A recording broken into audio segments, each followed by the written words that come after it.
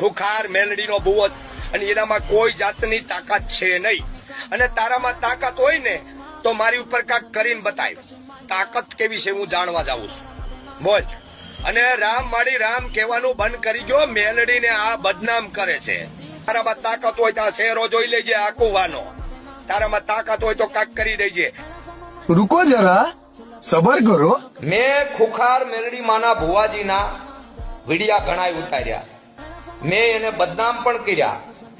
તો એના બદલે આપણે માં મેલડીની માફી માંગીએ છીએ. સોરું કસોરું થાય, માવતર કમાવતર ન થાય, આપણે કોક દી કે એને નમીએ ને તો એ જ ગમે. એટલે ખુખાર મેલડી માં સત્ય છે. રામ માડી રામ.